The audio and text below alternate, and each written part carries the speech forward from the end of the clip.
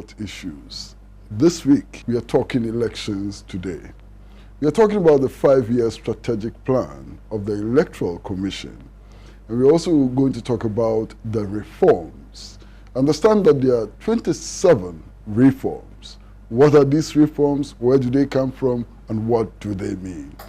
And we are particularly privileged to have with us in the studio the chairperson of the Electoral Commission, Mrs. Charlotte Osei. Madam, you're welcome to the studio. Thank you. It's a pleasure to be here. You launched the 5-year strategic plan. Your plan in relation to the regulation of political parties. There's a general impression that many of the political parties do not actually qualify to function as political parties. Is that true? It's possible, but we cannot assume it. We have to put a proper oversight structure in place. We've started from last year by telling political parties that we expect a higher level of compliance with the law. At IPAC meetings, these issues have been discussed. They know the direction we're going. Until you have the structures in place and until you make demands of people to meet the requirements, we can't assume that they cannot. We've recently, for instance, asked political parties to submit audited accounts for the past 3 years. We've given them a deadline of May 31st. Several of them have started complying. You can see it's coming in every day. Today, we received a few. So we have to go through that process before we can now say that, oh, so many of them should not be. And of course, if we start the enforcement and oversight regime and you do not meet the criteria to maintain your license, you will lose the license. But we have to go through a process. We can't just assume it. What about the requirement that they open offices in a number of districts? We've started inspections. We did some, I think, a year or two ago. We gave them a time limit to remedy all the requirements under the law. And so we've started demanding now before we license, for instance, before we license APC, they had to meet the requirements of being organized in 2/3 of the districts and having some kind of office space in those districts. And so we made sure they met that before they got their license. For the existing ones, we're going to be checking, but we've started with the requirement to provide us with audited accounts. There are so many other requirements under the law. Indeed, we set up an internal committee to work on how we're going to roll out the enforcement so that they also know. They should be aware of the guidelines and what we're doing and the deadlines. What about the staff, your staff, their training? What do you find deficient and how do you intend to rectify that? We have not. The needs assessment report that came out showed that we had not focused on training our staff, developing their capacity, career planning and progression, having a succession plan. And that's one of the key pillars of the new strategic plan. We need to start developing our people. They are the best resource we have and the most important resource. If they do not do their work well, nothing else is going to work well. And so you would notice in the new strategic plan, there's a new organizational structure that supports that. We used to have HR and General Services Department. We have split them up. So there's HR and there's admin because we have about 1,400 staff across the country. We think it's a full-time job that HR must focus exclusively on managing staff, performance, managing their performance, giving them the support that they need to perform well. We've launched new values today so that they have a value statement to work with. The values they bring to work, accountability, excellence, things like integrity. So it's a process. We know it's not going to happen overnight, but that's why it's a 5-year vision. In those 5 years, there are milestones each year that we expect people to meet. And indeed, one of our key outcomes is also the satisfaction rate of our employees. How happier they will be measuring that. We need to make sure that we're carrying them along even as we improve and we grow the commission. And so they're a key part of that. We need to engage them better. Internal communications has been weak. We're strengthening that. Our new communications department would have responsibility for internal and external communications. And so that's how we're looking at improving how we treat our own people and how we can get them to perform better. Would your staff include those that you hire temporary to man polling stations and collation centers and so on? We do not count them as staff. but we count them as part of our key stakeholders. For this, we have a permanent staff of about 1,400. For the 2016 elections, we are going to need almost 146,000 temporary staff. Their training needs, how we recruit them, how we train them, how we ensure that they perform, are a key part of the things we'll be looking at. But we also expect that even as temporary staff, they will work with the Commission's values. And so as part of the training, we'll inculcate the values into them. We'll add that to the training. So they are included in that sense, but we will not consider them as staff in the sense that we're not dealing with their career progression. We're not looking at performance, their satisfaction rate. We don't monitor their turnover because we change at every election. We open up the space again for people to apply. Will things be done differently this time from 2012 in terms of the recruitment of people who work in the polling stations and so on? Yes. There's going to be an online system. One of the key requirements for election officials now is that they need to be smartphone savvy. And one of the ways of setting the bar is you will go through an online recruitment process. It's going to be more open, more transparent. We will still get the chance to vet them. Political parties will still get the chance to also object to the ones they think that maybe their neutrality has been compromised. But in that sense, it's going to be a more open process. It is still a challenge getting 145,000 qualified people across the country. In the urban areas, it's easier, but in the rural areas, it may be difficult. And as we've said before, we're also in those areas where we think if we run into difficulties in getting qualified staff, we will look at using national service personnel. As you're aware, one of the reform recommendations was that the educational qualifications of our election officials should be higher. And so we have to meet the new criteria that has been set. An internal committee has sat down and looked at all the different officials we use and set requirements for them. The Commission is now going to sit and look at their recommendations and endorse it, and it would feed into the recruitment process for election officials this year. How high would the educational qualifications be? SSS, university degree. We haven't sat as a commission to consider their recommendations yet, so it's a bit premature to speak to it, but we'll see.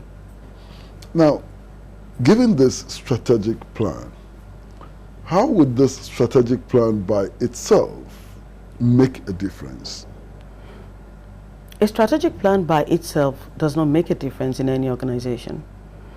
As I said, the devil is in the detail. The difficult work is actually implementing the plan. It brings significant changes to the structure of our work, the structure of the commission, the organizational structure I've talked about. We have started the process. We've engaged our staff on the changes that are going to be implemented. Some of them have been a part of the process of crafting it. So there was internal consensus on this is the way we want to go. We've set the vision with everybody. It was collaborative. Indeed, directors met on their own and came up with their own, commissioners met on their own, and then we all met together to try and firm it up and ensure that we're all working towards the same vision and the same direction. So it's important because as a commission, it gives us vision, it gives us direction. It tells us what values we need to carry along as we go on that journey. So it's important. But that by itself cannot change a commission. It's on paper. We now need to bring it to life. We need to own it. We need to make sure that it works. And as we said at the launch, it's something that we need all the stakeholders, the support of the stakeholders to carry us through to the end of the journey successfully. But the commission we don't work in isolation. Within Ghana, we work with so many groups, institutions, stakeholders. But outside Ghana, we also work with so many other electoral management bodies. We're constantly learning from each other, exchanging tapes, information. We go on study trips. And it's important that we have a vision. We can say, this is what we're working towards. This is where we're going, even as we engage other electoral management bodies. Last year, Ghana was selected as a permanent secretariat for the African Association of Electoral Authorities. So it gives us a key role to play on the continent. And we need to carry all that into where we're going and how we're going. And so it's our strategic plan, but it also belongs to everybody. And as we said, the guiding principle is for the people.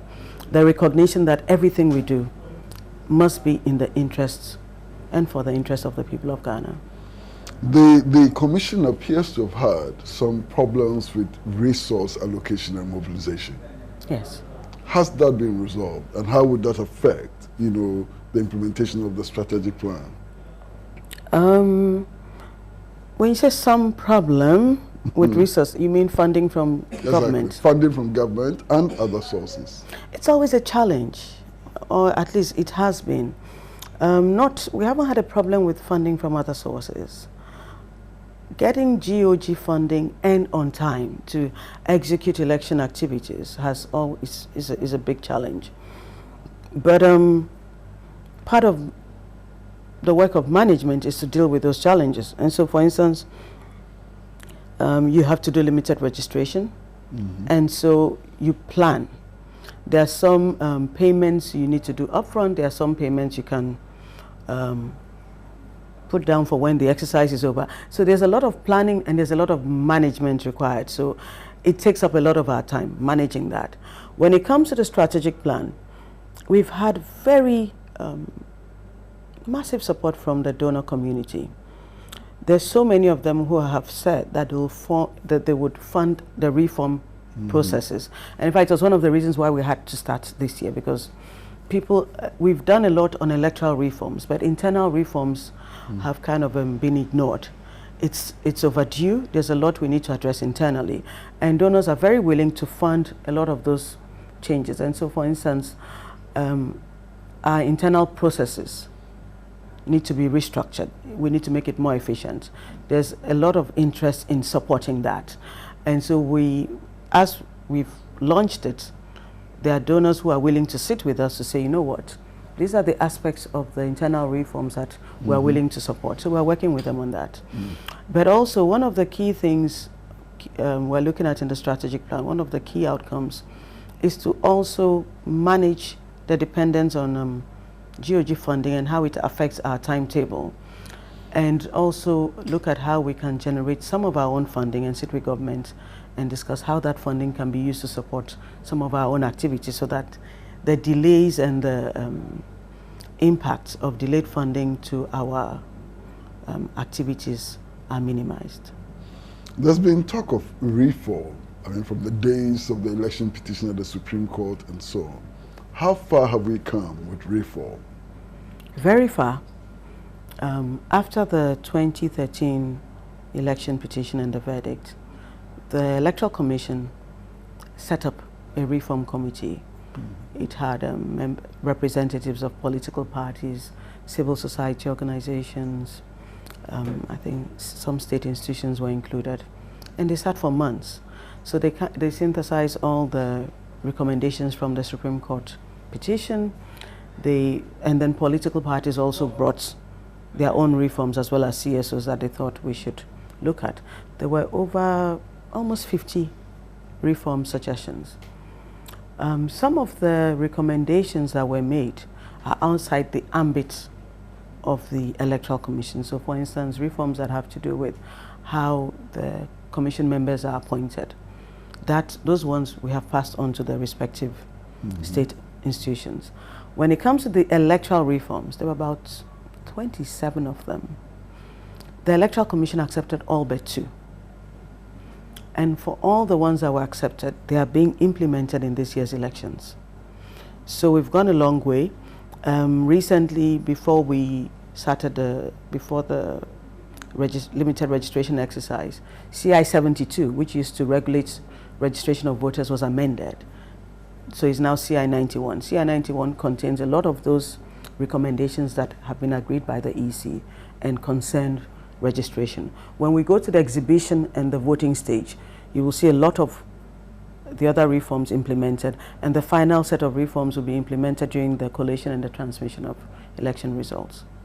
Which are the 2 reforms that you rejected? The first one was that civil society organizations should be made members of IPAC. The commission felt that no, IPAC should be a space kept for political parties, and that if we need to engage CSOs, we could create another forum or look at another place for that. So that was the first one. The second one was that all the political parties were united that there should be no voting without biometric verification. The commission rejected that, and the commission was of the view that to the extent that the equipment, the verification devices, work at a 99% performance rate, there's the 1% chance that someone would be disenfranchised through a false rejection. And for that reason, we should create the opportunity for manual verification in addition to biometric verification. So we took it to IPAC. At the moment, we're engaging with IPAC on the modalities for manual verification, so that there will be a form that people would fill. It will be signed by the by the voter and the presiding officer. There was a suggestion at IPAC that party reps should also sign. So we're looking at all those modalities. And then, of course, it means that the statement of poll form also has to be amended to show how many people were biometrically verified by the machines and how many people were manually verified. So those are all the changes we're looking at. And hopefully we'll finalize soon at IPAC and we can implement it in the laws before the elections. Which ones did you accept? All the other ones. Which are? Oh, it's a lot. First one, of course, is that the election date should be moved from December to November. The first Monday in every November of every election year. We accepted that. We accepted that political parties, for instance, must have copies of the final register by a certain date. They must have copies of the list of polling stations by a certain date. We accepted that the number of voters per polling station should be reduced, and that's the reason why we're going to have 29,000 polling stations in this election, so that the maximum number for any polling station will be 850. It makes queue management easier on election day, less pressure on the biometric verification devices, less pressure on the election officials. We accepted the recommendation that the biometric verification devices should be used during the exhibition exercise, so that when you go for the exhibition to verify your details on the register, you also have to go through the verification process so we can be sure it is you. We can be sure that the machines are working well before election day, and we can reduce the incidence of false rejections, particularly for people who have low quality fingerprints. We accepted the recommendation that results should be published on a polling station basis, and that the results should be electronically transmitted to the Electoral Commission, as well as a manual results transmission system we have. We accepted that we should have constituency collation officers who will also oversee the process at the constituency centers. There will be screens at the constituency collation centers where the results will be projected to the screens. And as they are signed off, those constituency collation officers would sign them off, and then before they are transmitted to the Electoral Commission. So it's a lot of reforms. What's the proposal of institutionalizing IPAC? Yes, but what was agreed as institutionalizing IPAC was that IPAC should be better structured. Not to be legislated, but better structured. And so we've started that. Detailed minutes are kept for every IPAC meeting. The minutes are adopted at subsequent IPAC meetings. Parties have been asked to state who their representatives at IPAC are. I think every party has 3 reps, so that is more structured. Before, we used to have a situation where some people will bring 7. Some parties will show up with 7 reps. The reps keep changing after every IPAC meeting, so continuity of discussions was becoming difficult. So all those structures we've started putting in place at IPAC. Now we know who the reps are. They've all written to tell us who their reps are. How communications between parties and the Electoral Commission is structured, we've sorted that out. And everybody gets copies of IPAC meetings electronically and hard copies when they come to IPAC meetings. What about what used to be called the Strong Room, the National Coalition Center? That's a new name. There's no longer a strong room. It's going to be a national collation, results collation center. It's going to be open. We'll have accredited media there, as well as, of course, the parties and the candidates' agents. So it's a more open, more transparent, less tense process. How different is that from what used to be there? I guess it's all the secrecy that was associated with the strong room, where people thought wonderful things were going on there. But again, this is part of the reform recommendations, and we're going along with what the political parties want. If it makes everybody happier to have a bigger, better structured, more open room, it's good for inclusiveness, it's good for transparency, and we agree with it.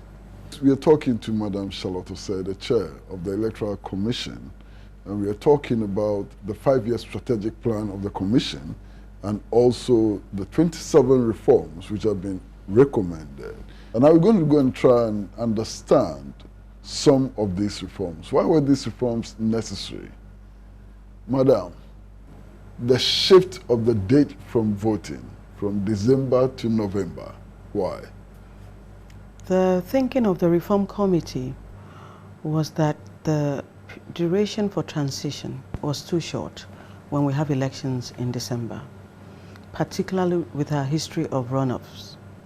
So if you have the general elections on the 7th of December and you schedule a runoff at the end of December, then it gives you barely a week to transition. Mm-hmm. When you are transitioning from one party to the other, then it's even more difficult, because this handing over notes have to be prepared, people have to hand over properly to the incoming government.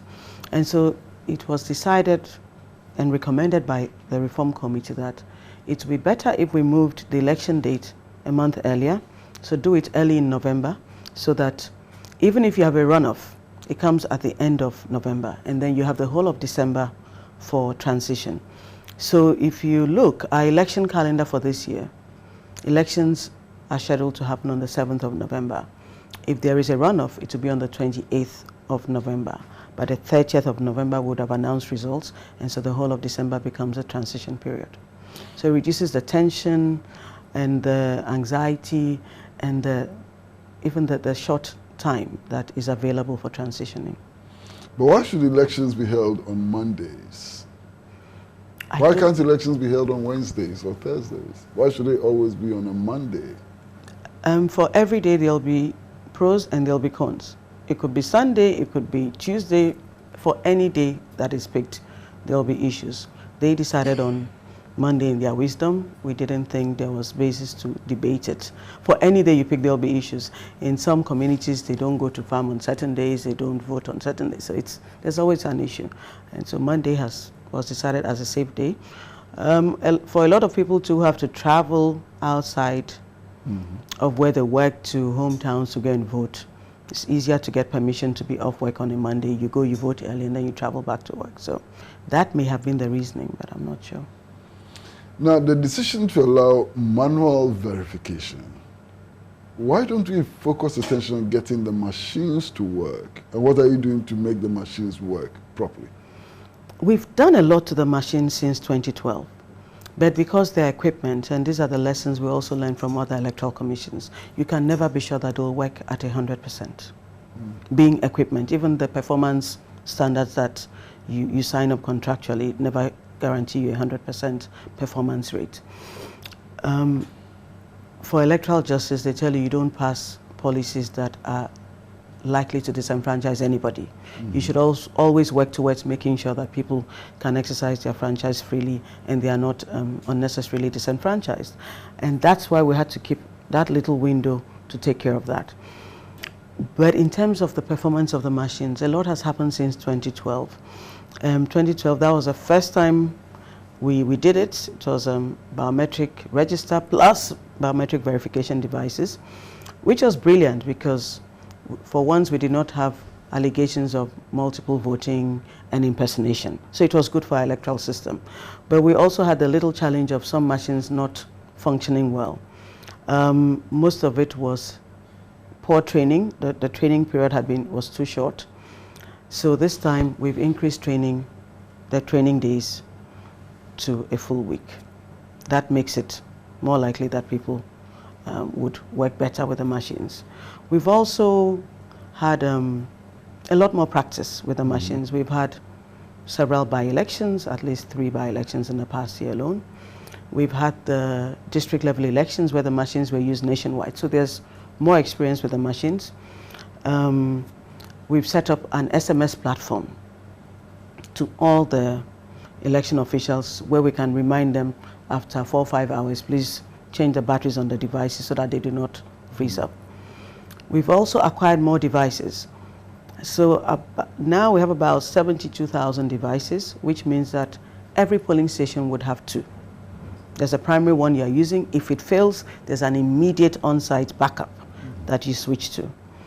And then at the constituency level, you're going to have about a 12-13% backup available, so that if the 2 machines fail in that unlikely event, then they can always bring another one from the resource centers we'll put at the constituency level, and then they can bring it. So we do not expect that we'll have the same kinds of challenges that we had, or indeed any challenges with the machines.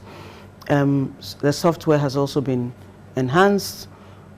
All the tests we've done on the machines, they are working very well. We used them for the district level elections. There were no complaints. They worked excellently. So that, with the enhanced training and all the other measures we've put in place, plus the additional machines, we're very confident that we won't have challenges with the machines. Now, I read through some of the reforms, and I got the impression that the registration exercise will no longer be limited to just that period. What is the new arrangement? We are supposed to have periodic registration like what we are going to embark on the 28th of April, but we're also going to have continuous voter registration. That implies that you would go to any of the district offices of the Electoral Commission at any time and you can be registered outside the big registration exercises.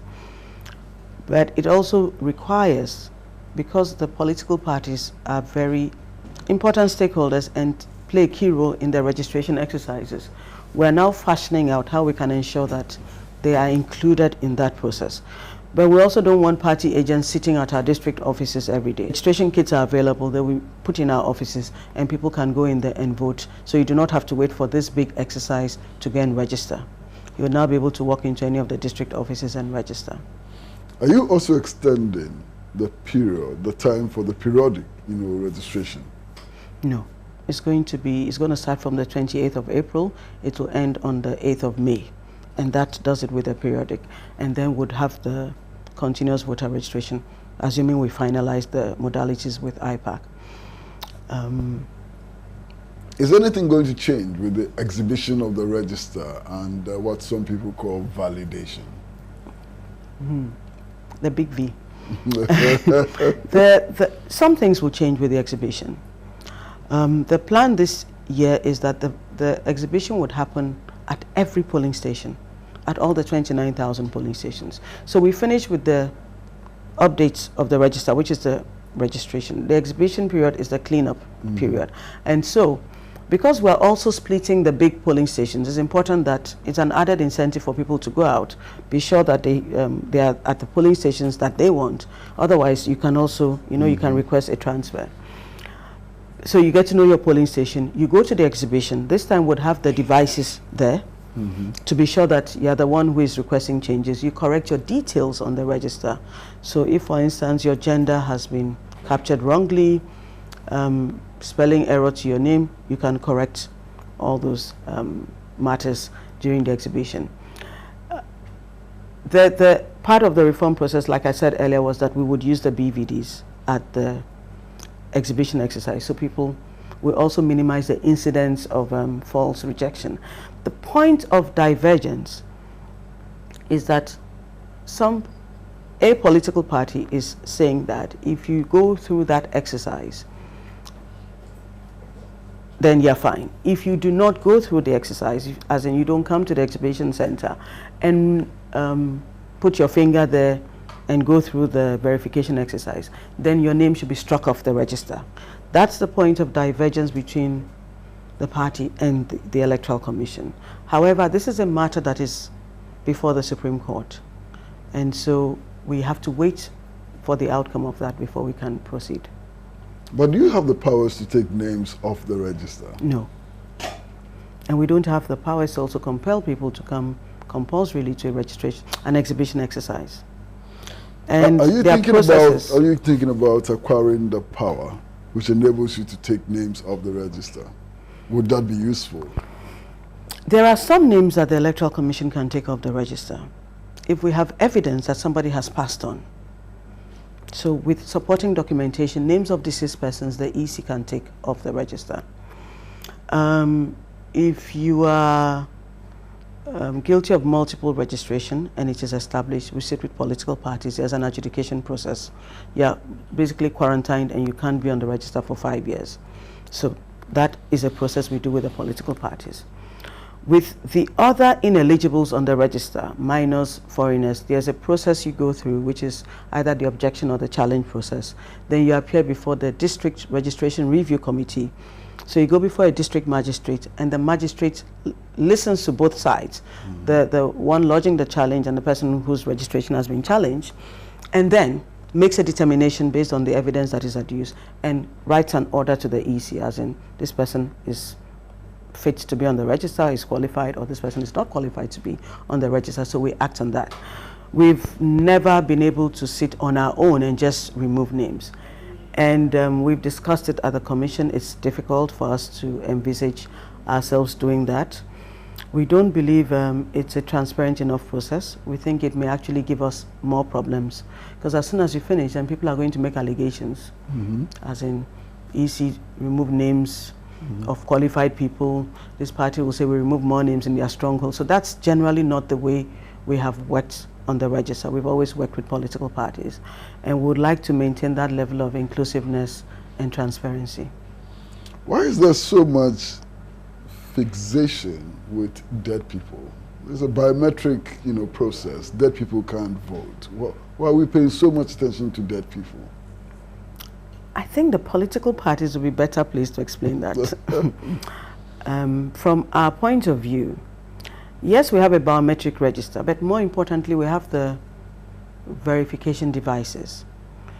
If you do not put your finger on the device, you cannot vote, except for the small window we're talking about. And even that, when you get there, you must be on the register, and they would still scan the barcode. Your details will pop up. So if it's only when the machine rejects you falsely, and it's only a 1% which we're looking at, that you may be able to use a manual verification, assuming we work through that process. So for us at the Commission, having deceased persons on the register, yes, it gives you a bloated figure of the register, but it does not impact the outcome of the elections because they cannot vote. It's possible that the political parties think otherwise, and they would have to educate us on how that happens. On election day, my commissioners, my staff, myself, we are not at the polling stations. It's the election officials that we recruit who are at the polling stations with the party and the candidates' agents. So they know a bit more what happens. Ours is to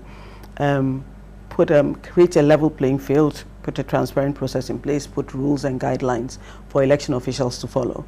And to the best of our knowledge and belief, dead people cannot vote, and so they have no impact on the outcome of the elections.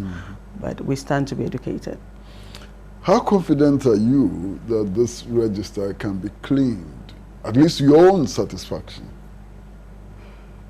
Oh, we're very confident. We have outlined detailed processes at IPAC for dealing with removing the names of deceased persons from the register, dealing with minors, dealing with foreigners, and dealing with multiple registrations.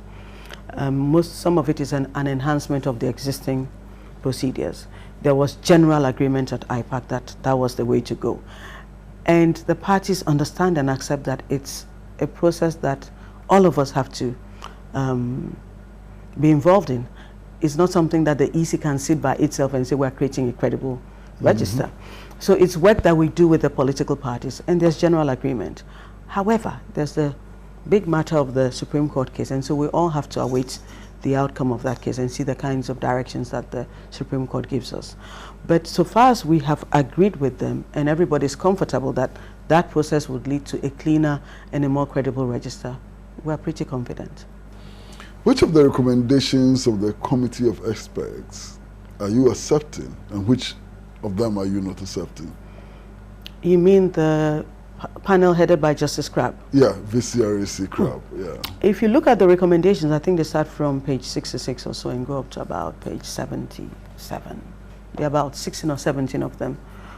We are following it almost to the letter. The election calendar is 3 main activities: the update of the register through the registration, then the exhibition, then the final elections. A lot of the recommendations are around the exhibition period, and that was the basis for the mechanisms that the proposals that we took to IPAC, and for which most of on the day of the meeting, all the parties agreed. Subsequent to that is a different matter, but there was agreement by all the parties as to the substance of those mechanisms that we proposed, and it's based largely on the recommendations made by Justice Crabb. So we're implementing all. How do you make decisions in the Electoral Commission? This question is important because for everything that is done, you are the one who is mentioned. I mean, well, do you decide everything? Do I decide anything? How do you make decisions? I barely decide anything. And we have, under the law, we're supposed to have a commission meeting at least once every 2 months. We tend to meet at least every month or more. For every decision we take, at the strategic level, at the policy level, it is a decision taken by the commission. In most instances, it's by consensus. We've had 1 or 2 occasions where we couldn't quite agree. We put it to the vote, but it wasn't even over major issues. It's on smaller issues. But there's usually consensus. We go through the issues. And the guiding principles are very clear. And we try to use that in taking decisions. Is this legal, as in are the actions supported by law? Is it what we think is fair to all parties concerned? If it's a process, is it transparent? Is it inclusive? Have we engaged? So we go through all that, and we generally come to consensus on almost all the issues.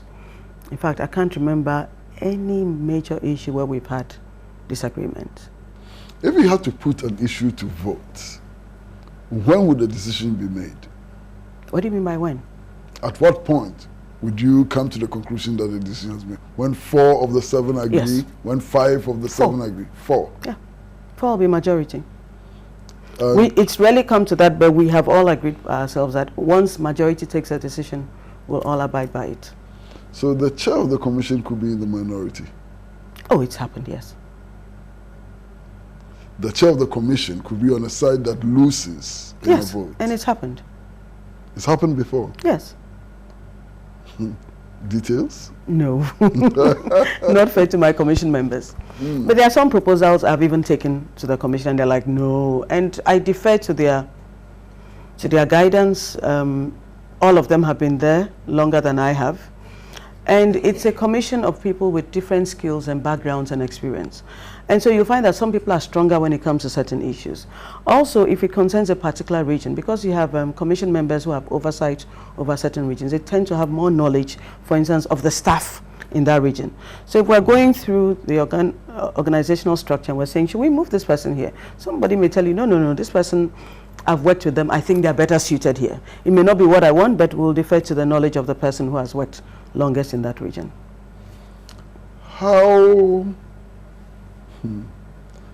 has the constant reference to you, sometimes as being biased and so on, affected your work? It has not. The commission members have more experience than I have in this, and I think the commission is used to being accusations of bias all the time from one side or the other. When we go to take a decision, we just do what we believe is right, what we believe is fair. If you focus on the attacks and the criticisms, then you won't do a decent job. We all took an oath. We take the oath seriously. We take the mandate of the commission very seriously. We take our duty to the people of Ghana beyond political parties very, very seriously. And we usually keep an eye on what is the implications of the decisions that we take. because we must make sure that you take decisions based on the principle. And these are decisions you can justify at every time, that they are fair and that they are legal. And so we just go about the work and do what we know best to do. This issue of validation, what is it? So much, noise about validation and whether it will happen or not happen. What is it? I would have liked some clarity myself on. But when we discussed this at IPAC, to validate means to verify, to confirm information. So if you go to an exhibition center and you go through your details and you confirm them, that's validation. There is no scientific definition of what validation means in elections. It's not an electoral term. So it's not a term of art in elections. What I can only base the definition of what some parties want based on the processes before courts. And to the best of our knowledge, it is that the EC should compel all voters to come to an exhibition center. You check your details, you put your finger on the BVD. It confirms that at least you are alive and that you are who you say you are. And if you do not put yourself through that process, then the Electoral Commission should strike your name off the register.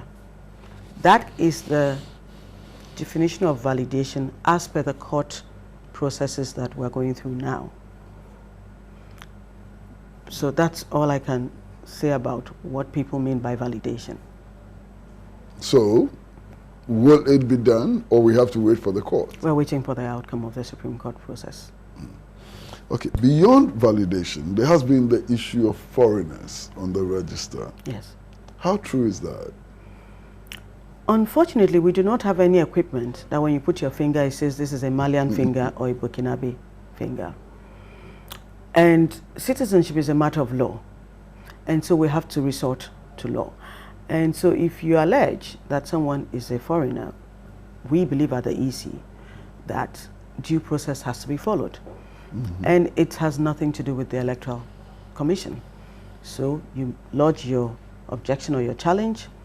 The person is brought before the District Registration Review Committee, which has political parties and the district magistrate. You adduce your evidence. The person has a right to be heard and to also say, oh no, this is my grandfather's house, or this is how I acquired my citizenship. I may be married to a Ghanaian, I may have been adopted by a Ghanaian, whatever. And based on that, the magistrate would make a determination. It is only when the magistrate makes a determination and says, we do not believe that this person is qualified to be on the register, or we believe this person is qualified to be on the register, that the Electoral Commission can act on that order. So again, it comes back to the exhibition process and to all of us getting involved in that exhibition process and working with the Electoral Commission to create a register that only has qualified people.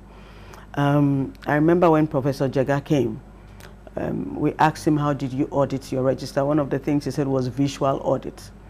And at the commission meeting, we're like, what's a visual audit? And he said, oh, when it came to the minors, we looked at the names and the faces. We were like, no, this one looks like a minor out. This one looks like a minor out. Well, maybe the laws permit him to do it. We told him that, well, that's not how we do it here. We go through a process. So every country has its own processes. And so it's the same thing with the minors. You have to go through the process of objection or challenge. The person has a right to be heard, to bring evidence, bring their parents, bring school documentation, anything that supports that age.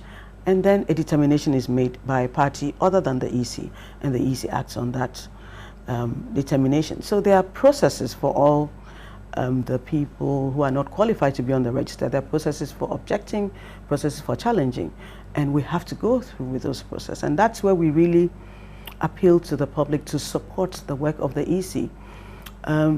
If we have a cleaner, more credible register, it is to the benefit of all of us. It guarantees that the outcomes are credible and also cleaner, and what we want. The outcome should reflect the will of the people when they stand in line to vote. But it's not a process that the EC can sit by itself in a room. Professor Jega said, for instance, how when they were cleaning up their register, some of the names, you didn't need a magistrate to tell you that those were fictitious registrations, as in Mike Tyson, Queen Elizabeth II. Those were names on the register, so they removed those names. Wow. We don't have a situation that is as bad. We may have challenges with foreigners and with minors, but there's a process for dealing with it, and we just need everyone to work with us and clean it up. Well, viewers, we are talking to Mrs. Charlotte Osei, Chair of the Electoral Commission. We are looking at the 5-year strategic plan of the Electoral Commission. We are looking at the reforms which are currently ongoing and how we may all end up with free, transparent and fair elections. And we are privileged to have with us in the studio Mrs. Charlotte Osei, the Chair of the Commission. Now, Madam, one of the issues which is quite hot is the role of the STL. What role does the STL play in our elections? STL provides the biometric registration kits that we use for the creation of the biometric register. The way that works is you take the kits, those are the laptops you see with the cameras and the finger scanners that we take to the registration centers. When you register, that data now goes back to our district offices where we have a voter management system, the VMS. That data is now transmitted via the VMS to the central database. STL manages that database. The third thing they do is the wide area network that connects all our district offices, because that's how the data is now transmitted from the district offices to the central database. And where it is cleaned up and managed, and we isolate all the multiples and all the other exceptions. So if, for instance, registration is Monday to Saturday, 6 a.m. to 7 p.m., and you register at 9 p.m., you can't adjust the system time. It will put you on an exception list. If you register on a Sunday and it's not a registration date, it will put you on the exception list. If your name pops up in the central database, your fingerprints more than once, it puts you on the multiple list. So they maintain that database with our staff. Our staff work alongside them in the database. And then the fourth thing they do, I've talked about the wide area network that connects it. The fourth thing they do is the biometric verification devices, the ones that you put your finger on and you're verified to vote on election day. So that's really it. But they work very closely with us. So for instance, when we finish preparing the register, we'll print the provisional registers. You have to issue the commands from the database. You print it, we give it to the parties, we go through the exhibition.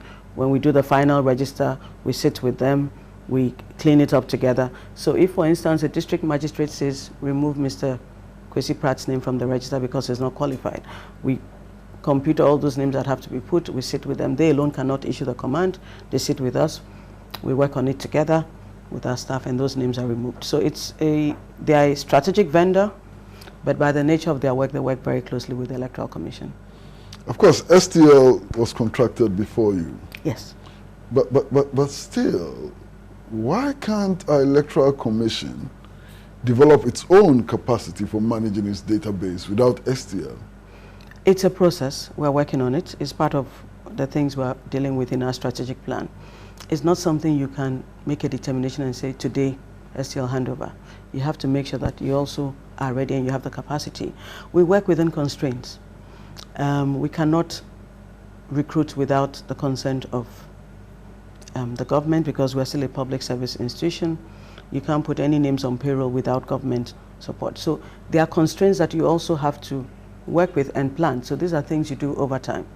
If the commission takes their strategic management decision that we want to manage this by ourselves, then of course we have to sit with STL. You also have to manage even the exit of the contract.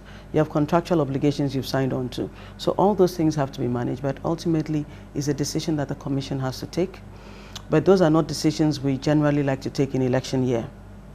You don't want to create those kinds of disruptions, so it's something we'll look at. Is STL in any way involved in the transmission of election results? Not to my knowledge, no.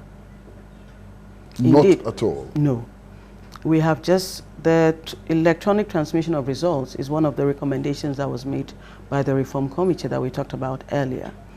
And so we are now implementing that. So I think about a month ago, We put an advert for expressions of interest from interested vendors. They've submitted it. I think it's going through the procurement process, and then would make a determination and will come out publicly with that contract when it's awarded. It's been reported that some political parties were not present at the launching of your strategic plan. Is that true?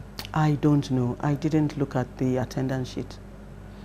But if you got to know that some of the political parties were not there, would it in any way affect you and No, the commission? it wasn't compulsory. We extended invitations.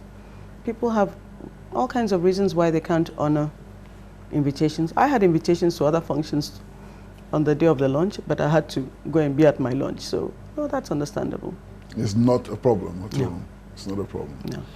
Okay. Now, going forward, we have about 7 months to the election. Yes. Are there any major constraints faced by the Commission? Oh, release of the budgeted funds on time is always a major challenge. We are engaging the Ministry of Finance very closely. We're letting them know when we need it quarterly in advance, the funds we need ahead of the quarter, and why it is really important that they release on time so that we can also do all the things we have to do. But in spite of that, based on the agreement with the ministry, we're going ahead with procurement. In fact, we've done procurement of most of the items we need for even the actual elections. So things are on course. We just hope that they release. You usually would need the funding, particularly when it comes to payment of allowances for and cost of training of election officials, and when they've worked, as in this during this registration exercises, the allowance that they are entitled to. What help are you offering the political parties? In the past, you used to give them vehicles, you used to assist with training and so on. What help are you giving to the political parties this time? Oh, now we can't give them vehicles because we ourselves were looking for vehicles. But we still train party agents. It's a major cost item. When you remember that for everyone who is on the ballot paper and for every party that puts a candidate forward, they are entitled to agents, parties and candidates agents. We train them, we print manuals for them on the entire electoral process. It's a major budget item for us, and that support we are still going to do this year. We also have the